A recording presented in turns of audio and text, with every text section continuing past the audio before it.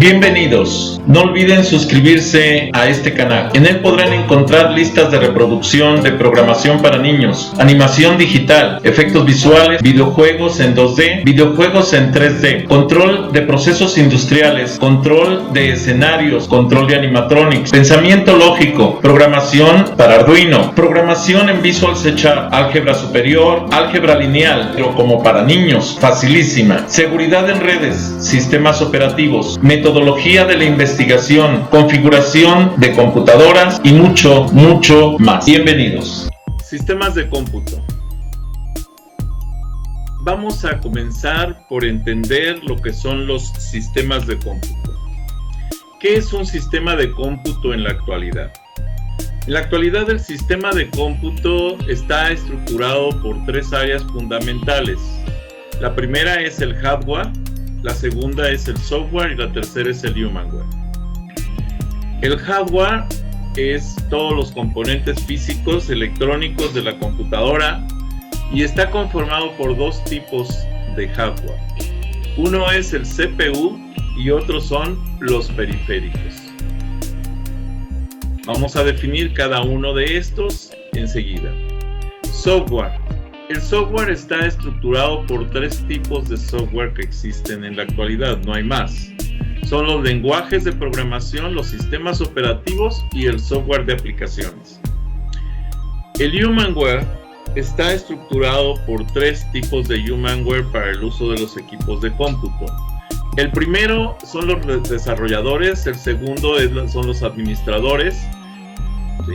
Desarrolladores de software, administradores de software y los usuarios finales. La mayoría de la gente cae en la clasificación de usuarios finales. Algunos son administradores y unos pocos son desarrolladores. Bueno, ¿qué es el hardware? El hardware decíamos que existen dos, el CPU y los periféricos. Vamos a comprender que el CPU es la unidad central de proceso y es el cerebro de la computadora. Este puede ser con un solo núcleo, mononúcleo o con varios núcleos o varios procesadores integrados, que es el multinúcleo. Los periféricos, ¿sí? Es todo lo que se conecta al CPU. Todo. El bus, la memoria, los lectores de tarjetas, los lectores de discos duros, controladores de discos duros, CDs, etc. Todo lo que se conecta al CPU es un periférico. Y existen tres tipos. Los que meten información a la computadora, que se conocen como hardware de entrada o periféricos de entrada. Los que sacan información de la computadora, que son periféricos de salida, y aquellos que meten y sacan información a la computadora, que son los periféricos mixtos. ¿Hasta ahí alguna duda? ¿Lo podría repetir, por favor?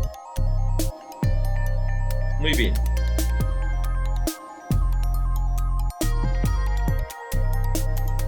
El CPU mononúcleo es aquel que solo ofrece o que solo tiene un núcleo de procesamiento. Es un CPU común.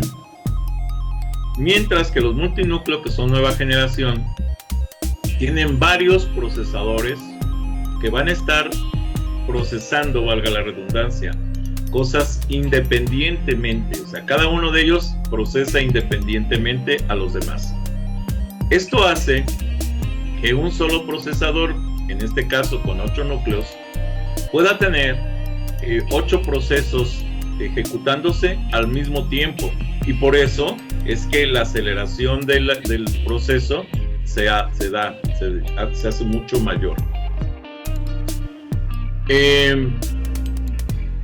Con respecto a los periféricos de entrada, pues vamos a tener todos aquellos que permiten meter información a la computadora, como puede ser el teclado, el ratón, el micrófono, la cámara, cámaras digitales, joystick, scanners.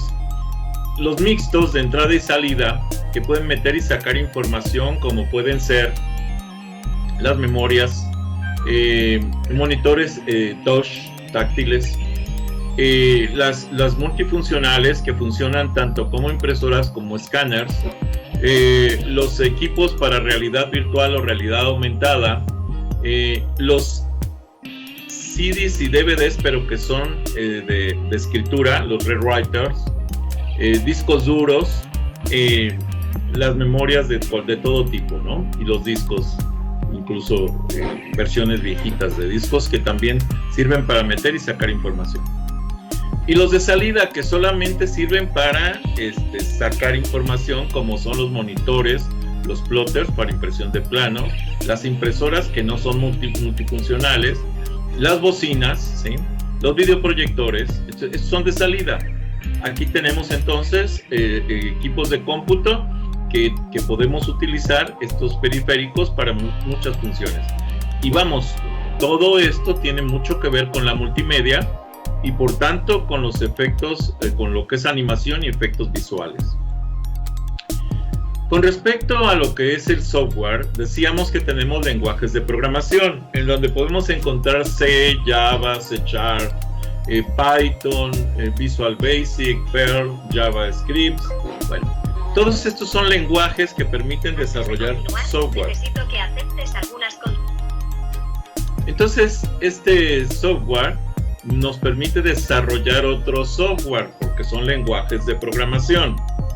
Los sistemas operativos, que quede claro, ojo, y esto es la importancia de los sistemas, es un software que nadie lo ve, nadie lo toma en cuenta, está en la computadora, es lo que hace que funcione todo, tanto el lenguaje de programación como las aplicaciones, pero es invisible casi siempre para el usuario. Muchos usuarios, tú les preguntas, oye, ¿qué sistema operativo usas? Y no saben decirte. Si acaso algunos te dicen Windows. Y cuando te dicen, oye, ¿y cuál Windows? Cuando tú les preguntas, oye, ¿cuál Windows? Dicen, no sé, el que prende en la computadora, ¿no? Entonces, la verdad es que no lo ven, las personas no ven ese software, pero es el software soporte administrador de todos los recursos de la computadora y que permite que la computadora funcione. Y las otras son las aplicaciones de software, que pueden ser navegadores, chats, Office,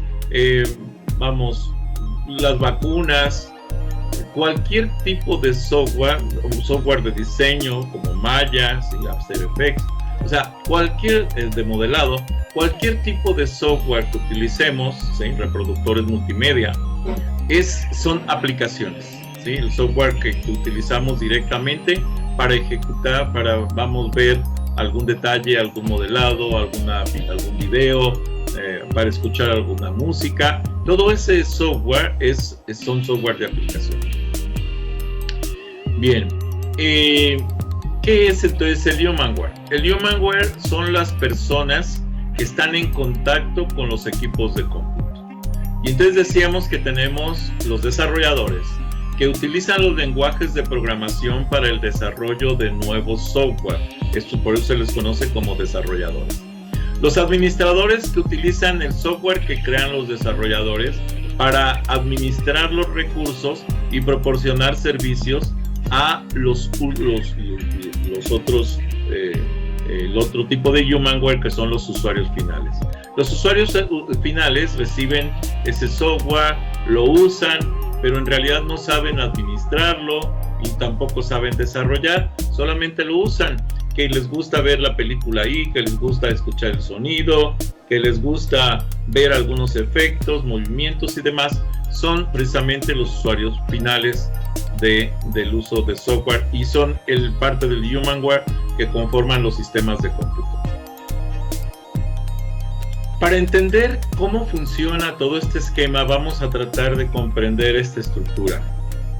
Primero, a todo lo que es la electrónica de cómputo, a todo lo que son los fierros, los plásticos, los componentes electrónicos, baterías, monitores y demás, toda esa parte electrónica se le conoce como máquina desnuda. Ese es el componente, la máquina desnuda, que ojo, la máquina desnuda sin el software no hace nada, es un simple artefacto. Ahora, sin embargo, sobre ese artefacto electrónico de plástico, de componentes metálicos y demás, sobre ese artefacto se monta el sistema operativo. Ese sistema operativo que permite controlar todos estos recursos. Pero, ¿cómo lo va a controlar? A través de unas cosas que se llaman aplicaciones del sistema operativo. Entre ellas están todos los drivers de control de la computadora. O sea, este sistema operativo, parte de sus componentes, que son aplicaciones del sistema operativo, son los drivers de control. El driver de control para el monitor, para el GPU, para el acelerador gráfico, que también es, al final de cuentas, un hardware, para todo el software que vamos a utilizar dentro de la computadora, y también, les digo, todo el hardware, o sea, discos duros, discos flexibles, memorias, cámaras, todo eso está controlado por drivers que están en comunicación directa con el sistema operativo. Estas aplicaciones del sistema operativo entonces sirven como interfaz para que podamos montar sobre ellas las aplicaciones del usuario, en donde tenemos el software de modelado, el software reproductor, el software de sonido, de video, el Office, etcétera. Todo lo que los navegadores, eso está por acá. Las vacunas, ¿sí? Todo está por aquí. Y todo esto le va a dar soporte. A lo que son las interfaces del usuario. O sea, esas formas gráficas con las cuales nos comunicamos con la computadora. Puede ser gráfico o no, ¿eh? También lo que es la ventana de comandos es una interfaz con el usuario que le permite al usuario comunicarse con la computadora. Esta es la estructura entonces de lo que corresponde a un sistema de cómputo como tal. Bueno, si nosotros tratamos de entender estas estructuras, pues vamos a entender que tenemos el hardware, y sobre el hardware vamos a tener el sistema operativo. El sistema operativo que va a tener un montón de funciones, pero que su núcleo principal normalmente se le llama kernel, también se le puede llamar núcleo, y aquí en este núcleo vamos a tener las funciones esenciales del sistema, como puede ser el administrador de archivos, el administrador de memoria principal, el administrador de memoria secundaria, los dispositivos, el administrador de procesador. También vamos a tener despachadores, sincronización y comunicación entre procesos y manejador de interrupciones. Esto es un poco más orientado hacia lo que es la arquitectura interna del sistema operativo para la operación de todos los recursos de la computadora. Bueno, ¿cómo podríamos entender lo que es los componentes de un sistema operativo tradicional? Un sistema operativo tradicional, estoy hablando de los sistemas operativos lanzados por ahí de 1950. Son sistemas que se basaban en la administración de memoria, administración de dispositivos, administración de procesos y administración de archivos. Y estos cuatro componentes le daban soporte a lo que es la interfaz de comandos de usuario, o sea, esa ventana por la cual se comunica el usuario con la computadora, que, repito, puede ser por línea de comando o puede ser gráfica. En la época moderna, los sistemas de cómputo se han hecho tan complejos, ya ha crecido tanto el hardware y tanto el software, que ya esos componentes que vimos anteriormente pues se quedan pequeños para lo que es realmente lo que existe. Esto nos lleva a que tenemos un subsistema de procesamiento, ¿sí? Porque podemos tener un procesador con uno o varios núcleos, un subsistema de administración de memoria principal, un subsistema de administración de memoria secundaria. La memoria principal es lo que conocemos por memoria RAM, pero no solo es la RAM. Como memoria principal tenemos la ROM, la RAM y la caché, que son los tres tipos de memoria principal que existen. Y en los equipos de cómputo también que tienen video dedicado, tenemos memoria de video dedicada. Y entonces esto nos lleva a que tengamos varios tipos de memoria principal. También tenemos memoria secundaria. ¿Y qué es la memoria secundaria? Pues todos los medios de almacenamiento masivo, lo que conocemos como memorias, discos duros, CD-ROMs, DVD-ROMs, Blu-rays, ese tipo de tecnología que nos permite almacenar grandes volúmenes de información de manera más o menos permanente. También tenemos los sistemas de administración de archivos, los sistemas de comunicación de redes, les llamamos subsistemas realmente porque pertenecen al sistema operativo. Todo esto, ojo, pertenece al sistema operativo. Un software que de pronto es muy despreciado por los usuarios de los equipos de cómputo, cuando realmente es el que hace que funcione todo lo demás.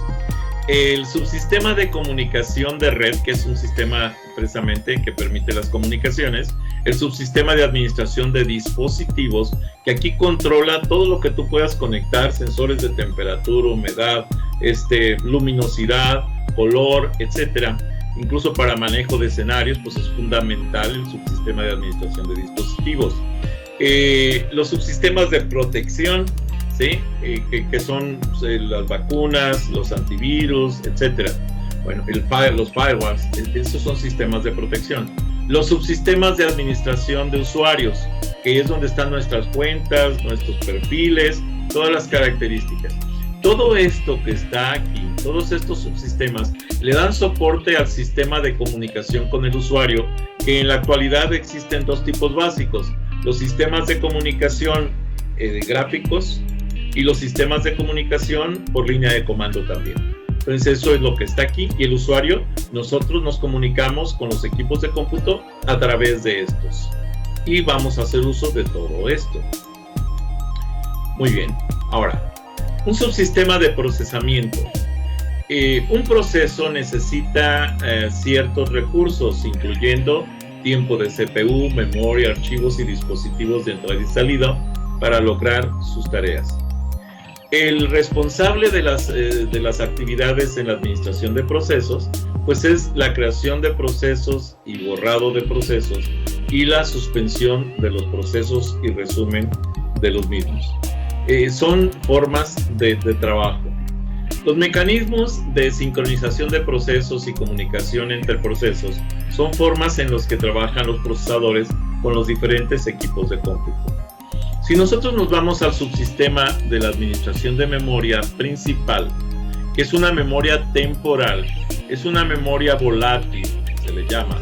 ¿Por qué? Porque cuando se apaga la computadora se pierde su contenido, pero ojo, no toda.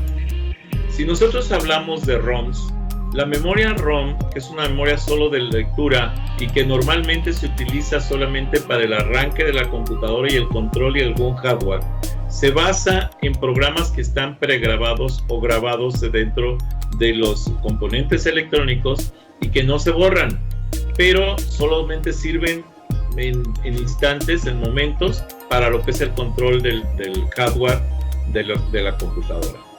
La memoria principal es un dispositivo de almacenamiento volátil, y estoy hablando aquí de la memoria RAM y de la memoria caché, que pierde su contenido en caso de interrupción del sistema y falla, o en caso de que apaguemos el sistema.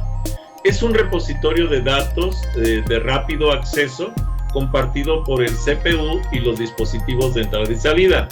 Esta memoria es la que permite que el CPU pueda intercambiar información con los dispositivos, con los periféricos conectados a él, para poder llevar a cabo los procesos. Por ejemplo, edición de video, renderización, ese tipo de cosas hacen uso de esa memoria. Y por eso es tan importante la memoria de intercambio, para que pueda llevarse a cabo el intercambio entre el procesador y los periféricos conectados a él. Es responsable de las siguientes actividades respecto a la administración de memoria. Por ejemplo, una de ellas, llevar la cuenta de las partes de la memoria que están siendo utilizadas y por quién las está utilizando, qué periférico, ¿sí? Esto obviamente tiene que llevar un registro muy preciso de todo esto para poder o liberar memoria o evitar que entren otros procesos. Decidir qué procesos cargar en la memoria cuando está disponible. Alojar y desalojar los espacios de memoria cuando sean requeridos. O sea, son muchas las interrogantes que caen dentro de lo que es la administración de procesos, ¿ok? Con respecto al subsistema de administración de memoria secundaria, que es la memoria permanente, esto es dado que la memoria principal es volátil y muy pequeña comparado con la memoria secundaria, entonces permite almacenar todos los datos y los programas en forma más o menos, ojo, dice permanente, pero tiene cierto periodo de duración. El sistema de cómputo provee memoria secundaria para respaldar la memoria principal.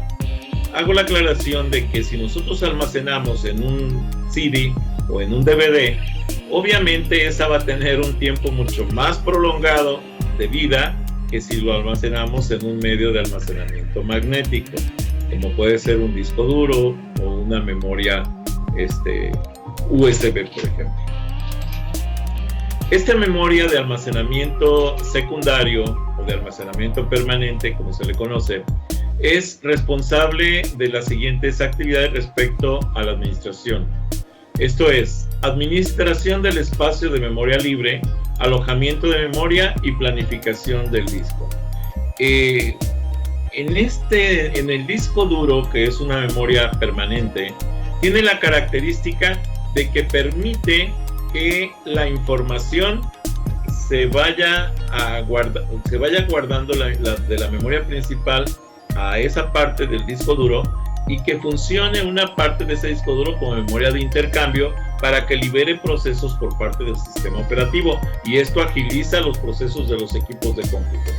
Precisamente hay un video en donde explico cómo aumentar la capacidad de los equipos de cómputo a través de utilizar parte del disco duro como memoria de intercambio para el sistema operativo. Esto agiliza mucho el equipo, lo que es el procesamiento en el equipo de cómputo.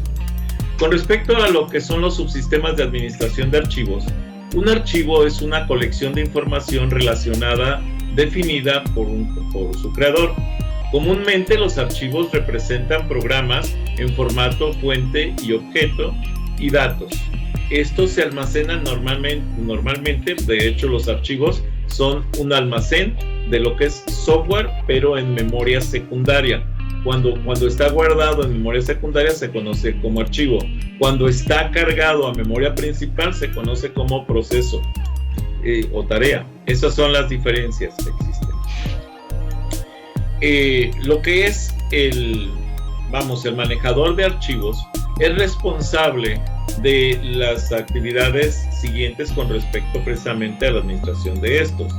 Es la creación de archivos y borrado de estos, la creación de directorios y el borrado de directorios, el soporte de primitivas de manipulación de archivos y directorios, el mapeo de archivos en la memoria secundaria, el respaldo de archivos en un medio de almacenamiento estable no volátil. Los archivos no existen en la memoria principal, que les quede claro. Los archivos existen solamente en memoria secundaria. Si los tengo cargados en memoria principal, ese archivo ya no se llama memoria, ya no se llama archivo, se llama proceso. Los subsistemas de comunicación de red se definen como aquellos que tienen la capacidad de interactuar con sistemas operativos en otras computadoras por medio de un medio de transmisión, valga la redundancia, con el objeto de intercambiar información, transferir archivos, ejecutar comandos remotos y un sinfín de otras actividades. Estos son los sistemas de comunicación de red, en donde podemos intercomunicar un equipo de cómputo con otro a través de un canal de comunicaciones. Los canales de comunicaciones pueden ser alámbricos o pueden ser inalámbricos. Los sistemas de administración de dispositivos controlan el estado de cada uno de los dispositivos, como unidades de cintas magnéticas, unidades de disco, impresoras, graficadores y terminales. Estos, administran todo lo que se conecta al CPU como periféricos, son administrados por este tipo de esquemas. Utilizan políticas preestablecidas para determinar qué proceso obtendrá un dispositivo y durante cuánto tiempo. Esta es una forma de administrar los procesos a través de la administración de los dispositivos, precisamente por la existencia de los recursos para que se lleve a cabo ese proceso. Con respecto a lo que es sus funciones, es que designan los dispositivos en tres. En los dispositivos de entrada, los de salida y aquellos que permiten las dos funciones, los de entrada y salida. Con respecto a los sistemas de protección, la protección es un mecanismo de control de acceso de los programas, procesos o usuarios al sistema o recursos. Esto es para evitar que se dañe el software que estamos trabajando. El sistema de protección debe distinguir entre los usos autorizados y los no autorizados. Debe especificar el tipo de control de acceso que se le impone a esta forma de trabajo. Proveer los medios para el aseguramiento de la protección, precisamente. Otro de los subsistemas es el subsistema de comunicación. Realmente es el subsistema de control de usuarios. Es el medio en el que el usuario puede comunicarse con su máquina, un equipo o una computadora y comprende todos los puntos de contacto entre el usuario y el equipo. Normalmente suelen ser fáciles de entender y fáciles de reaccionar.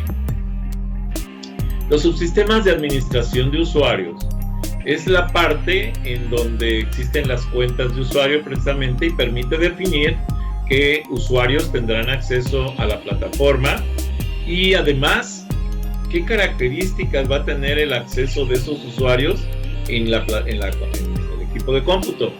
Las cuentas de usuarios pueden tener diferentes configuraciones para cada uno de los usuarios y por lo tanto podrán utilizar esos servicios, cada uno con las características que tiene asociadas como permisos y restricciones para esta estructura.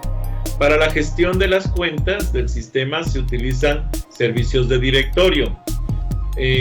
Los tipos de sistemas operativos que pueden controlar las computadoras, obviamente nos van a permitir o no hacer uso de ciertas características y obviamente en la actualidad la mayoría de los sistemas operativos buscan tener un control de todo el software y hardware y la interfaz con el usuario para el manejo multimedia. Así vamos a tener varios tipos de sistemas operativos que se pueden clasificar por su estructura, por los servicios que ofrecen, por la forma en que ofrecen los servicios, por la forma en que operan el equipo de cómputo, por la forma en que procesan, en que llevan a cabo los procesamientos. Por ejemplo, los tipos de sistemas operativos por su estructura, podemos encontrar sistemas operativos monolíticos o de estructura mínima, jerárquicos o estructurados por capas, máquinas virtuales y modelos cliente-servidor. La mayoría en la actualidad son modelo cliente-servidor. Sin embargo, casi todos se basan en máquinas virtuales. Bueno, ¿qué son los sistemas operativos monolíticos? Es un sistema operativo conformado por un solo programa compuesto por un conjunto de rutinas enlazadas. Las características principales de estos sistemas es que están estructurados por módulos, carecen de protecciones y privilegios al entrar a rutinas que manejan los recursos como memoria, discos, teclados, ratones, etc. Son sistemas operativos normalmente hechos a la medida, por lo que son eficientes y rápidos, pero carecen de flexibilidad y no tienen soporte. Los sistemas operativos jerárquicos o por capas, ¿sí? Son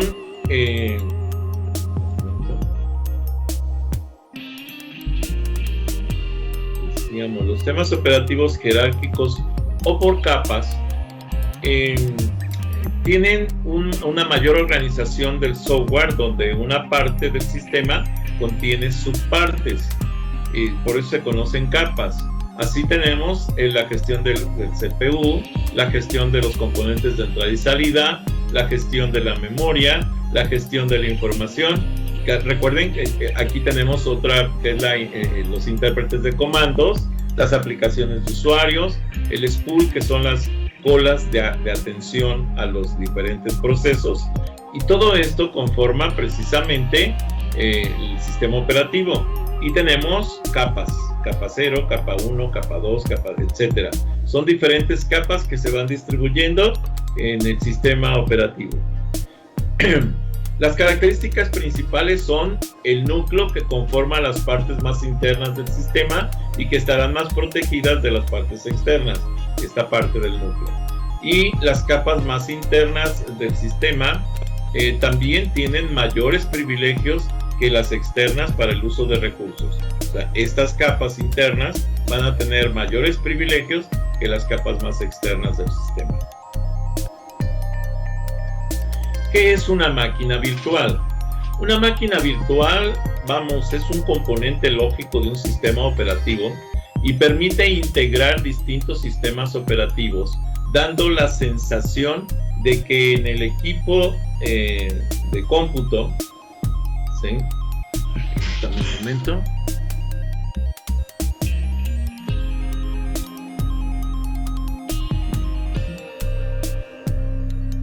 Bien, entonces, dando la sensación de que en ese equipo de cómputo precisamente,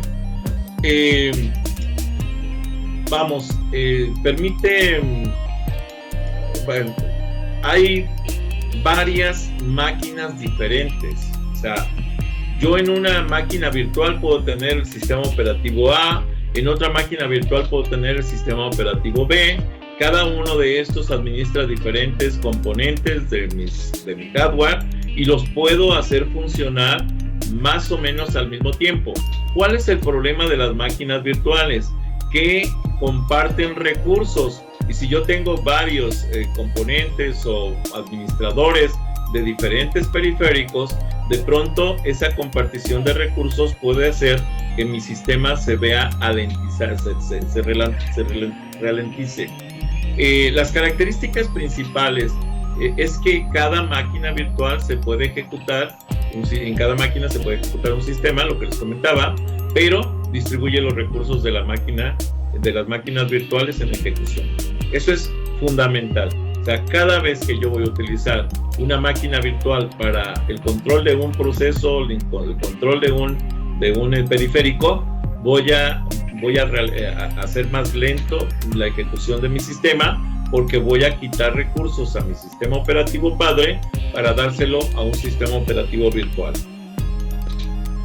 Con respecto al modelo cliente-servidor, bueno, en este modelo sí tenemos que el cliente realiza peticiones al servidor y el servidor le da respuesta a las peticiones del cliente. La capacidad del sistema de cómputo está repartida entre los clientes y los servidores. El núcleo del sistema establece la comunicación entre los clientes y los servidores, porque puedo tener diferentes periféricos en diferentes clientes y entonces dar servicio a través de esos periféricos a otros clientes del sistema. Las características de los clientes inician las solicitudes o peticiones y reciben respuesta del servidor. Pueden conectarse a varios servidores al mismo tiempo, ¿sí? Interacciona directamente con los usuarios finales. Las características del servidor: recibe las solicitudes de los clientes y procesa y envía la respuesta a los clientes, y pueden conectarse a gran número de clientes. Estas son las características del modelo cliente-servidor. Tipo de sistemas operativos: por los servicios que ofrecen, por número de usuarios, monousuarios, multiusuarios, por el número de tareas que ejecuta a un mismo tiempo, monotarea o multitarea, por el número de CPUs, uniproceso o multiproceso.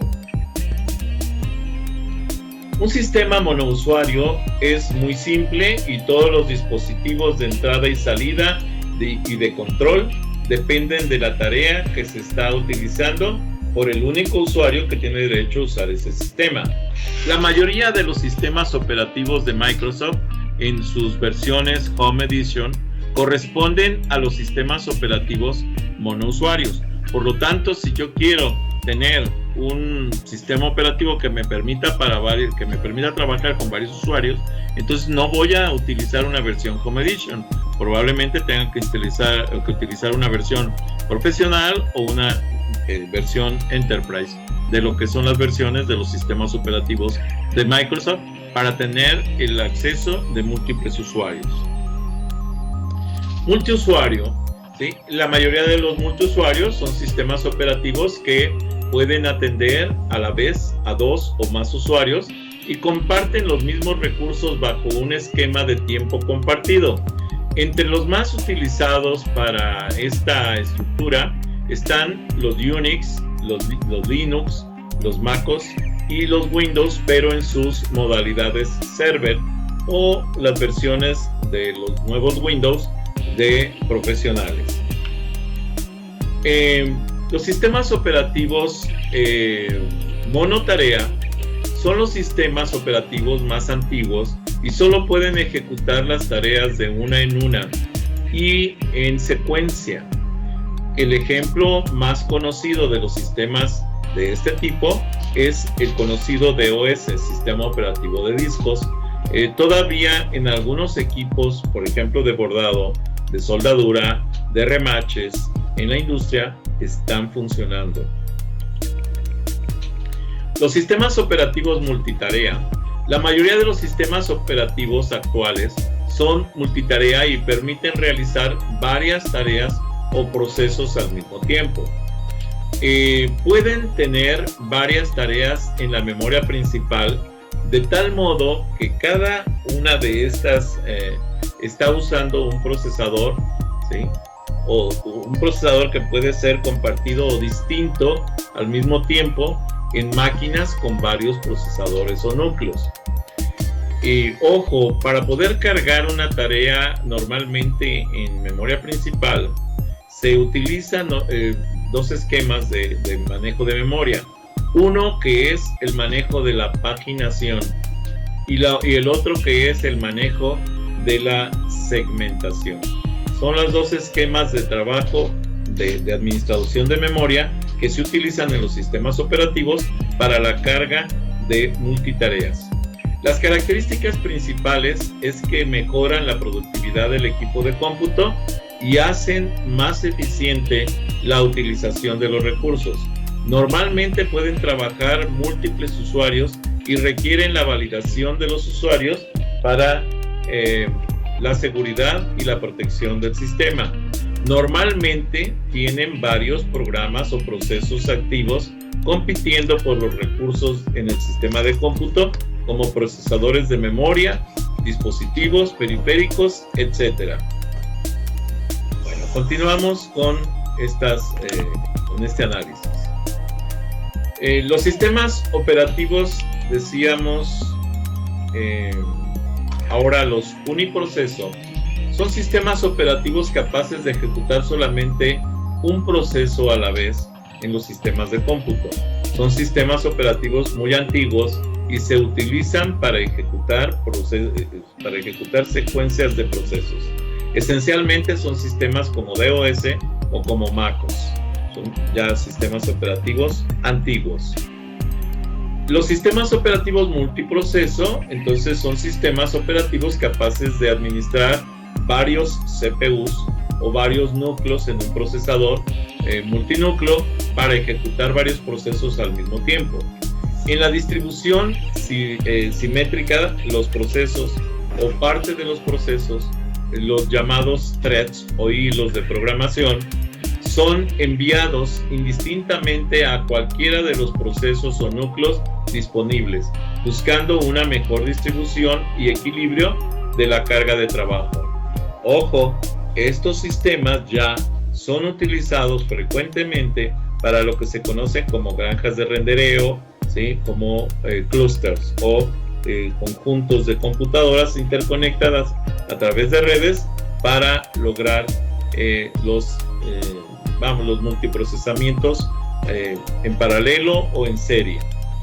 En la distribución asimétrica, el sistema selecciona los procesadores o núcleos con estructuras jerárquicas como maestro-esclavo, y el maestro servirá como procesador central para distribuir la carga a los demás procesadores esclavos. Con respecto a los tipos de sistemas operativos, por la forma en que ofrecen sus servicios, podemos encontrar los centralizados y los distribuidos. Por la forma en que operan, los aislados y los de red. Y por la forma de su procesamiento, podemos encontrar el procesamiento por lotes en tiempo real y en tiempo compartido. Los sistemas operativos centralizados utilizan los recursos de una sola computadora, es decir, su memoria, CPU, discos y periféricos.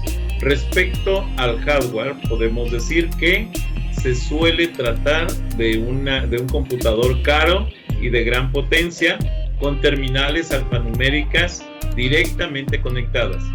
Suele tratarse de una computadora de tipo desktop, en las cuales es común encontrar un monitor grande con un teclado y un mouse, además de un case para albergar la unidad de procesamiento y los demás componentes. En la actualidad, muchos de estos equipos son lo que conocemos como los gamers, los equipos para gamers, ¿sí? Por ejemplo, el Republic of Gamer son equipos que tienen un alto desempeño y que en un equipo más o menos pequeño, puede ser una laptop, puede ser una computadora de escritorio, aglomeran los recursos para que puedan ser utilizados los diferentes sistemas. Los sistemas operativos centralizados también, por ejemplo, las empresas, en especial las antiguas, utilizan un equipo de cómputo de gran tamaño que se llama mainframe, ¿sí?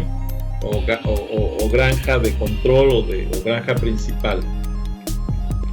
Es un equipo potente para dar capacidad de cómputo a muchas terminales, y también se puede encontrar en empresas con abundantes microcomputadoras para los empleados que las necesitan en sus actividades.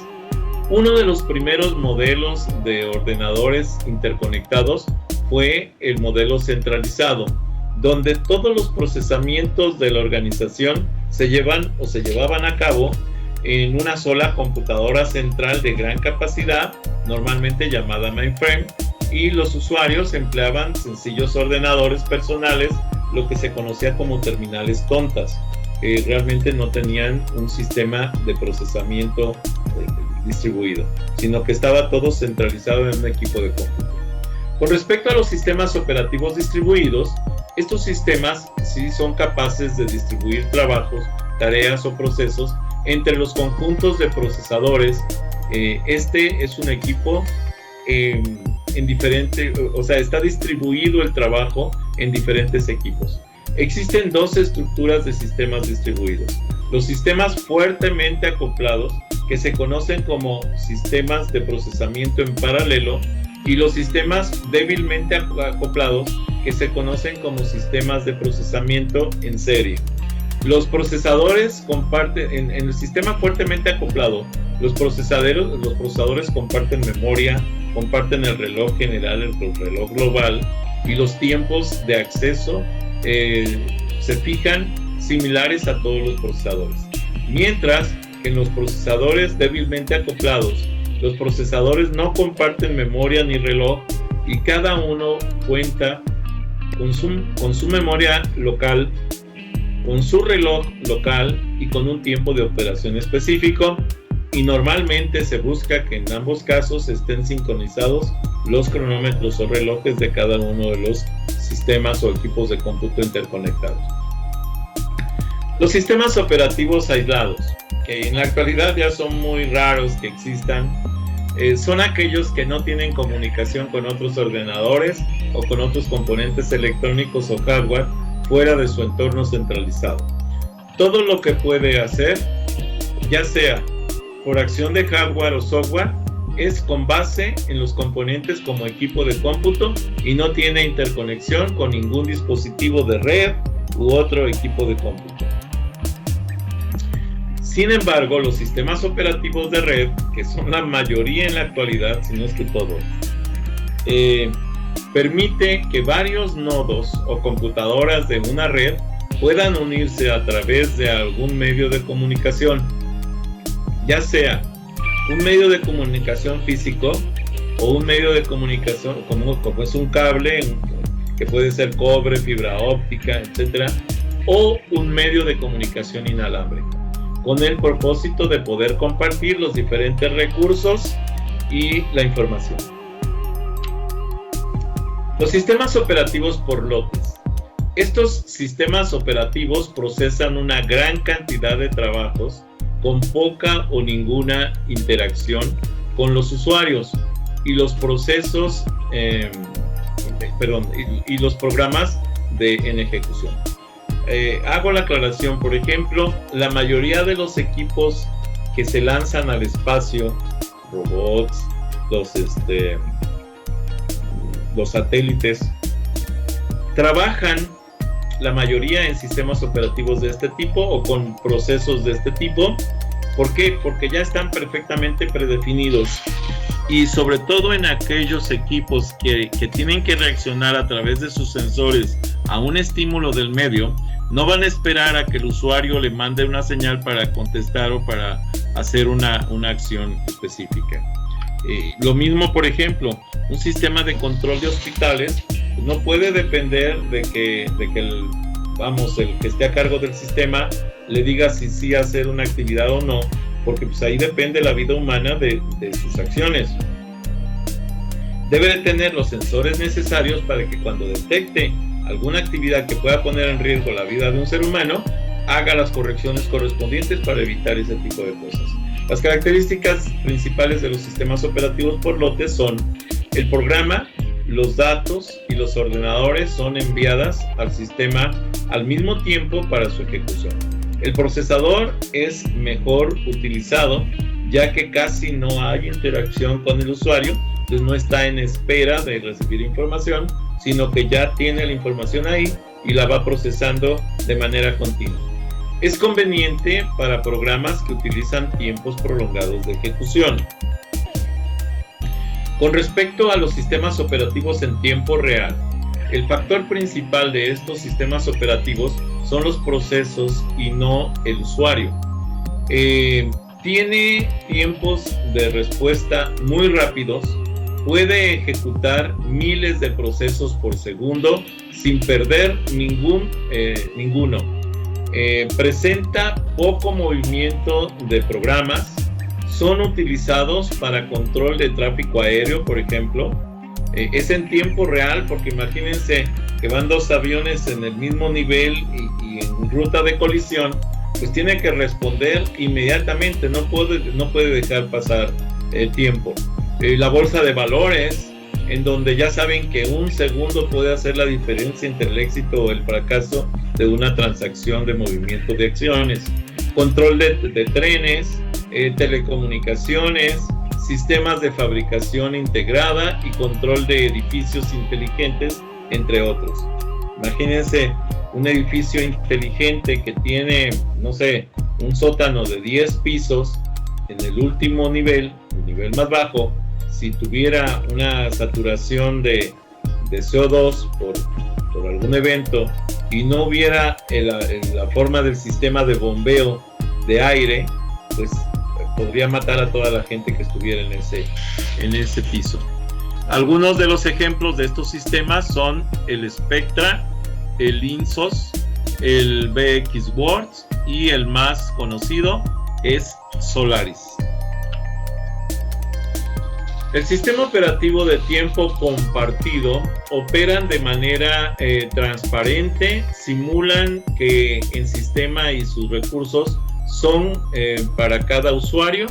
Las respuestas aparecerán en la terminal del usuario, generan una transparencia tal para los usuarios que estos piensan que cada uno de ellos tiene una computadora independiente. Sin embargo, solo tienen acceso a las terminales que hacen uso del sistema central. Por tanto, no son sistemas independientes. De hecho, van a estar compartiendo recursos. Por eso se llaman sistema operativo en tiempo compartido. Cada terminal de usuario se conoce como expansión y generan una gran carga de trabajo para el sistema central. Los tipos de sistemas operativos, entonces, podemos tener los sistemas operativos como servidores, mainframe, estaciones de trabajo, computadoras personales, tablets y smartphones o teléfonos inteligentes. Con respecto a los servidores, el software es un programa informático que proporciona servicios a otros programas informáticos y sus usuarios en el mismo equipo de cómputo o en otros. Con respecto al hardware, es la computadora en la que se encuentra un programa de servidor. También se conoce con frecuencia como servidor. Y de hecho lo que están viendo aquí es una imagen de un servidor de los que utiliza Google para el servicio a nivel mundial. Los sistemas operativos para servidores, que es un sistema operativo servidor. Este sistema operativo para equipos informáticos es robusto, sirven de datos o recursos a sus clientes a través del Internet. Es una plataforma para ejecutar aplicaciones y programas multiusuario. Permiten la comunicación con otros servidores para atender la solicitud específica del cliente y se utiliza para gestionar eficazmente los recursos de una red. Esencialmente se usa en Unix y Linux. El mainframe es una computadora grande, potente y costosa, usada principalmente en una gran compañía para el procesamiento de una gran cantidad de datos, como por ejemplo para el procesamiento de las transacciones bancarias. Normalmente los bancos trabajan los mainframes para centralizar el proceso de los cajeros, del servicio de cajeros.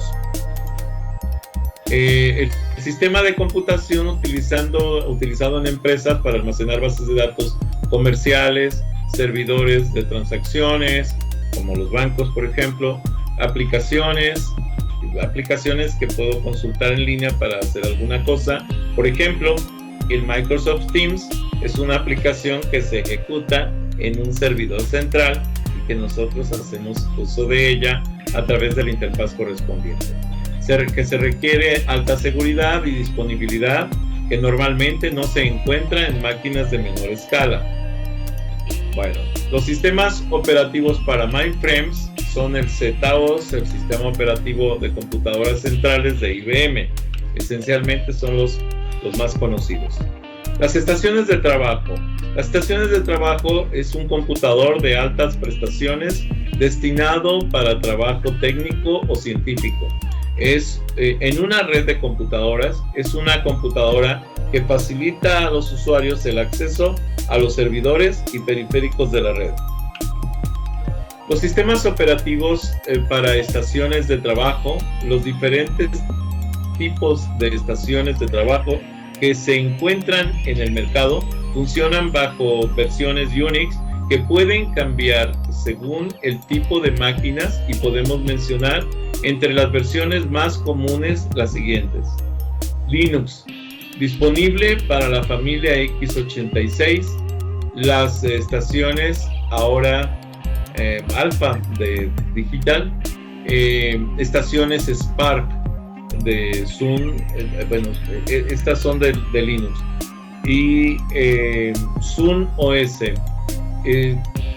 Tiene disponible para la plataforma 68K, es un tipo de procesador de la serie 68000 de Motorola, así como para una familia Spark de tipo x86 o incluso 64 que trabaja 32 o 64 bits. Normalmente ya ahorita todos son de 64. de estaciones de trabajo Sun. Solaris, disponible para familias Spark de Sun. Ultrix, disponible para familias VAX de Digital. AIX, disponible para familias de estaciones de trabajo IBM y PowerPC. IRIX, disponible para familias de estaciones de trabajo de Silicon Graphics, que son los principales productores de estaciones de trabajo.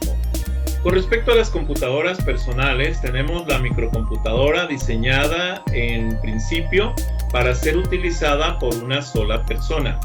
Habitualmente las siglas PC se refiere a las computadoras IBM PC compatibles. Esto es, computadoras, lo que se conoce como computadoras personales, compatibles. ¿Y por qué compatibles? Porque son compatibles con IBM. Así nacieron los equipos de cómputo que lanzó Microsoft en 1982.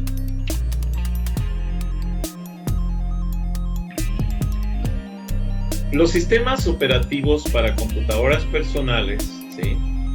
Que es un sistema operativo cliente, se le conoce así, son sistemas operativos para computadoras de sobremesa, se conoce, o computadoras portátiles como laptops, tabletas y demás, y dispositivos móviles que se conectan a los servidores centrales de Internet a través del uso de software de telecomunicaciones. Esto es, se conectan como clientes y realizan peticiones a un sistema operativo servidor. Son diseñados para los equipos cliente y funcionan con un hardware específico y pueden incluirse, por ejemplo, los Windows, los Linux, los Mac y los Android. ¿Cómo podemos comprender la tableta? Bueno, pues es una computadora portátil de mayor tamaño que un smartphone o un PDA, integrado en una pantalla táctil sencilla o multitáctil, con la que se interactúa primariamente con los dedos sin necesidad física de un teclado o un ratón. ¿Se les pueden adaptar teclados y ratones? Sí.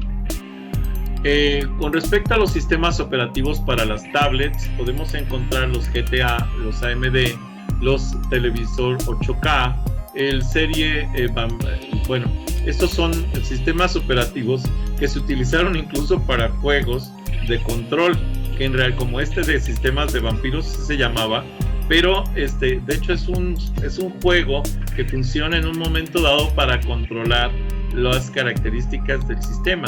Pero los más utilizados en realidad son los Android, iPad Pro y MacOS. El smartphone son teléfonos celulares con pantalla táctil, se conocen como teléfonos celulares inteligentes, que permite al usuario conectarse a internet y gestionar cuentas de correos electrónicos e instalar otras aplicaciones y recursos a modo de pequeño computador. De hecho, en la actualidad, un smartphone de alto desempeño es una computadora portátil. Tiene un sistema operativo que en este caso estamos hablando de los Ubuntu Touch, el Amazon Fire OS, el Firefox OS, el Tizen, el Sailfish OS, Windows 10 Mobile, Android, iOS, ¿sí? Son los principales. Bien. Les pido de favor que, si no están suscritos, se suscriban a este canal, que me den un like a los videos que les agraden, que les den la campanita para que puedan avisarles cuando suba más videos, y si es posible que compartan este canal con sus redes sociales, con sus amigos, conocidos. Recuerden que pueden seguirme en Facebook, pueden seguirme en propio Facebook con las páginas Videoteca Valencia, Tics para principiantes, Twitter, Tumblr, Pinterest, G5, LinkedIn. Los links de estas conexiones de estas redes sociales se los dejo en la descripción del video. Gracias por haber visto este video.